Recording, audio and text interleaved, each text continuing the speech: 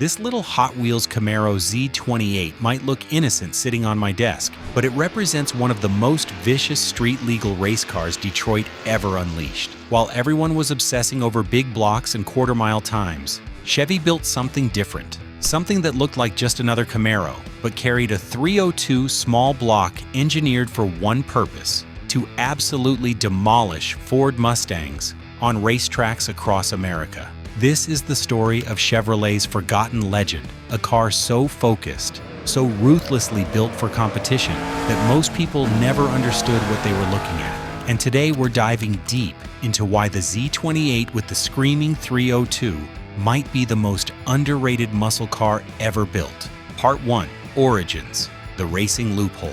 The Trans Am racing series is heating up, and there's one rule that's driving engineers crazy. Displacement can't exceed 5 liters. That's 305 cubic inches for us Americans. Ford already had their answer locked and loaded: the Boss 302 Mustang. A high-winding, track-focused monster that was making Chevy look slow.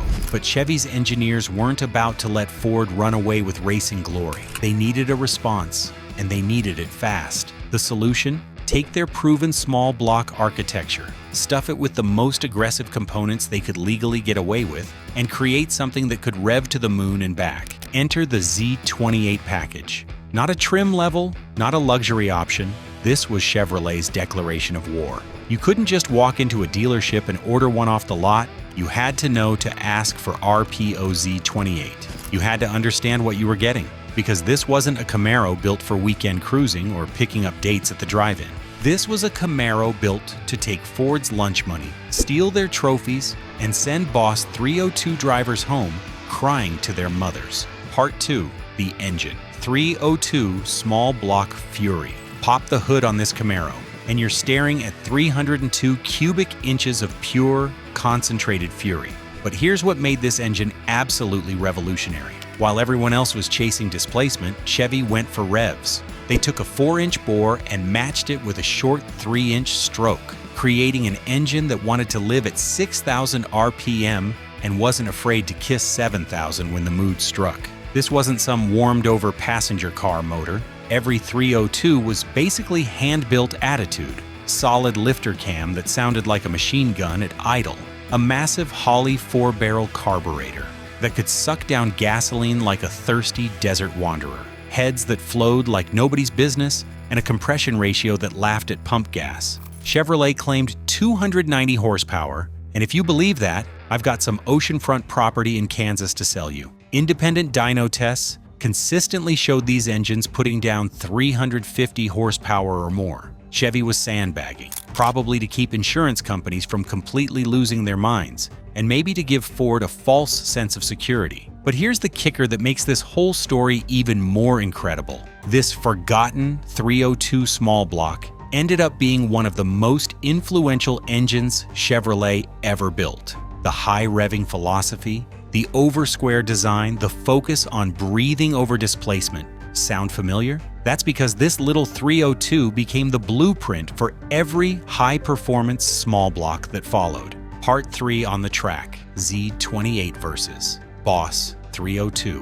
When the green flag dropped on Trans Am racing in the late 60s, 2 cars dominated the conversation: the Camaro Z28 and the Mustang Boss 302. This wasn't just racing. This was automotive warfare, with Ford and Chevrolet throwing everything they had at each other. Picture this: Watkins Glen, 1968. The howl of 30-plus 302-powered machines screaming through the S's. Engines wound tight to 7,000 RPM. Drivers wrestling these barely tamed race cars through corner after corner. The Camaro didn't just participate in this chaos, it owned it. 1968 Trans Am Championship, Camaro Z28 wins. 1969 Trans Am Championship, Camaro Z28 wins again. Ford's Boss 302 was quick, don't get me wrong, but when the checkered flag fell, it was Chevrolet taking home the hardware. What made the Z28 so devastating on track wasn't just power, it was the complete package. That screaming 302 delivered its punch right where racing demanded it: in the upper RPM ranges where corners exit into long straights. The suspension was dialed in for road courses, not drag strips. The brakes could haul these cars down from triple-digit speeds lap after lap without fading. If you wanted a Camaro that could go toe-to-toe with anything Shelby or Ford's Skunk Works could dream up, this was your weapon. Every weekend, Warrior who lined up against a properly set up Z28 learned the same lesson. Underestimate this small engine at your own peril. Part 4. Street Life. Why it was forgotten. Here's where this model's racing-focused design became its street driving curse. That beautiful, high-winding 302 was an absolute dog below 4,000 RPM. Around town, it felt sluggish, peaky, and frankly annoying. While your buddy's 396 big block was lighting up tires from idle, the Z28 needed to be wrung out to wake up. Regular buyers just didn't get it. They wanted torque off idle, thunderous exhaust notes at cruise, and that kick-you-in-the-back acceleration that made passengers grab the dashboard. The 302 package required education, patience, and a willingness to keep the tachometer needle dancing in the upper ranges. Then insurance companies started paying attention to the muscle car arms race, and suddenly insuring anything with a high-performance reputation became expensive enough to choke a horse.